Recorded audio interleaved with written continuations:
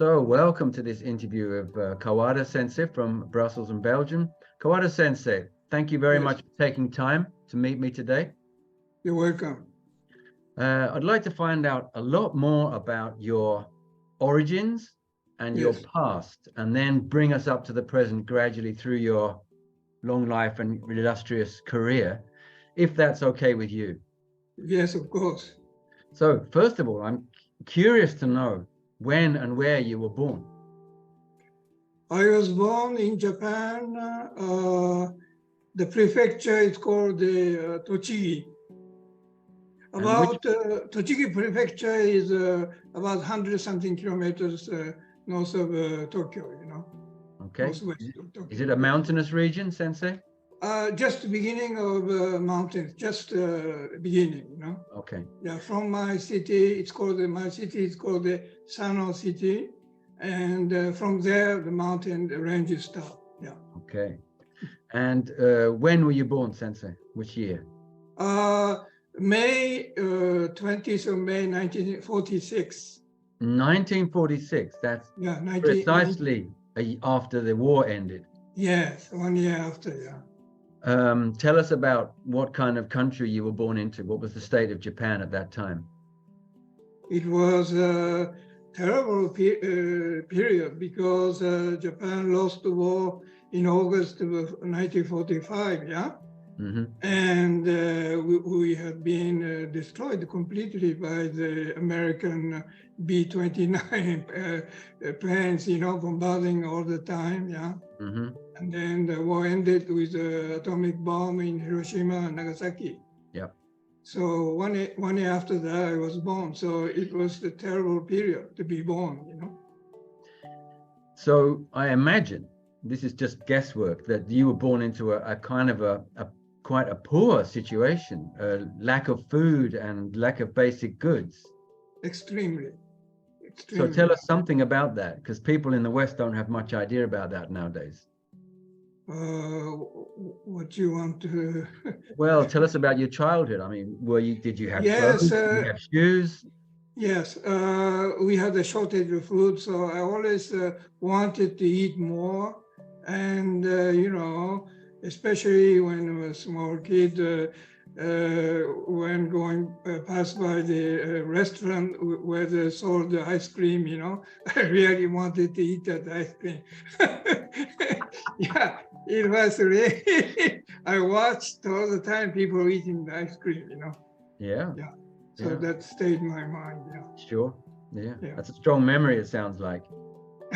Yeah, I mean, because, my parents had worked hard and always bringing, food was the main occupation, Mr. Chris. Yeah.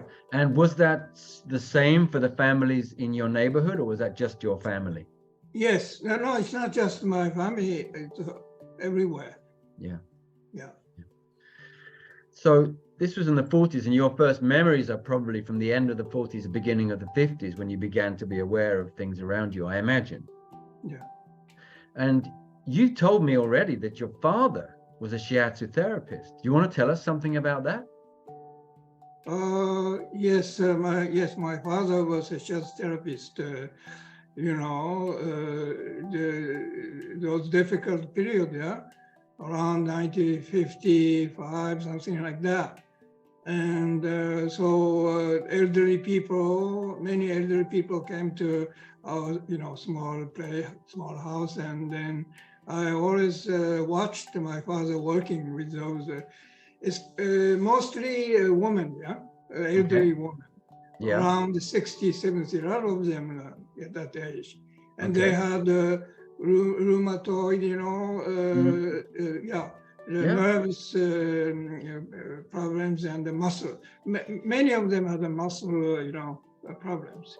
Difficult to walk, arthritis, this kind of thing. Was these kind of complaints that they had, Sensei, was that related to the lack of food and the basic hardship of life?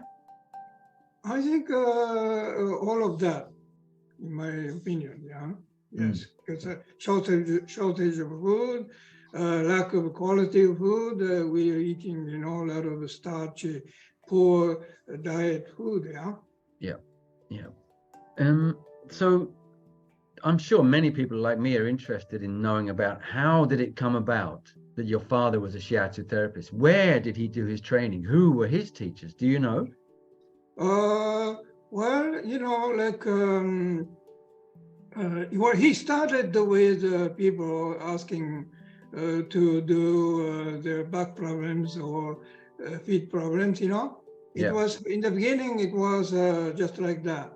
And then people thought my father was very good at it, because people felt better. And in the beginning, he didn't ask any money, But slowly they started to appreciate more and more. And then he really started asking money. Yeah.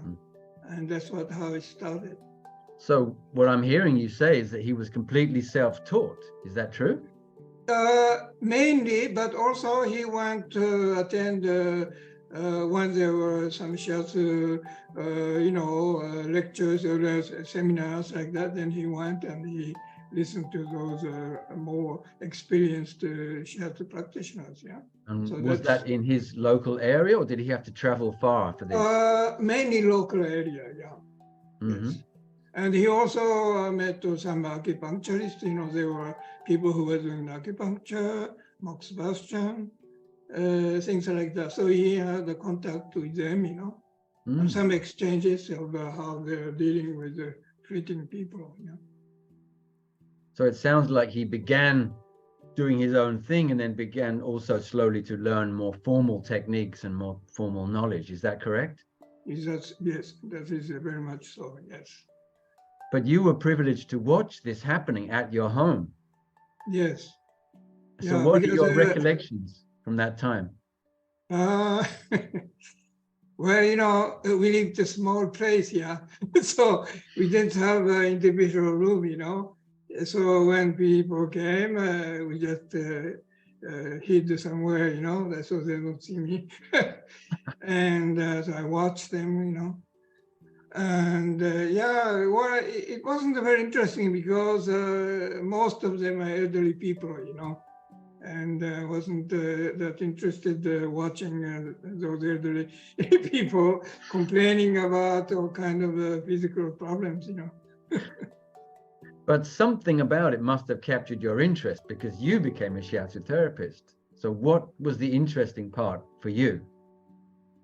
Actually, there was no interesting part.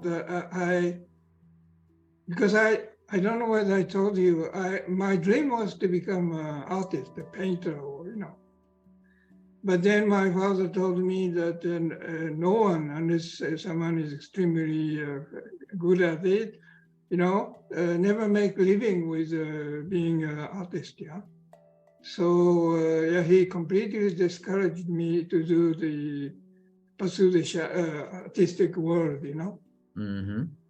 And so it wasn't that I became very interested in what he was doing in the beginning. I didn't want to do that.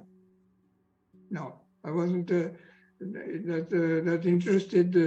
Especially if I have seen my father working with younger people, nice woman like that, maybe be more interested. But I was young and I didn't want, I thought, my God, just doing with these elderly people, it wasn't very inspiring, Yeah, perhaps not even very interesting, quite boring maybe. Yes, that's the word, I think, boring, yeah. So let's just dwell for a moment on this artistic yearning that you had. It seems to me that you're now doing exactly that. I can see in the background, these are your images, right? Yeah, it's interesting, isn't it? I never thought I would come back to that, but something when we learn in early age, we tend to come back, yeah? Yeah, in a sense, I think, Sensei, there's this idea of circling around and even spiraling in our lives. Yeah, yes, I really think so, yeah. And I did some exhibitions at EU, building, EC, European Union buildings, and Japanese embassy, and also at the French gallery, So they thought my painting was very alive. They liked it because I could express living. And maybe that came from shiatsu. Yeah. Well, I'm sure there's a connection. Yeah, I think so. Yeah. Because people always say to me, when I look at your painting, something moving, active. Yeah. Well, I'm looking at the picture behind you, and I can see that tiger looks like it's about to move. So yeah, there's something in there. You think so? Yeah, very great. And I saw before we changed the camera, you have calligraphy in the room as well. Calligraphy is one of your interests? No, calligraphy wasn't my strong point, but I'm very fascinated by, especially the Chinese calligraphy, When I look at around the 4th, 5th century after the warring period. Yeah, warring period. The period really interests me, and also Tang Dynasty. Very interesting paintings. Yeah. I mean the calligraphy. When I look at it, it's really moving my inside. It's alive. Something I feel life in it. Yeah. Because I'm very much into that kind of life. Living thing.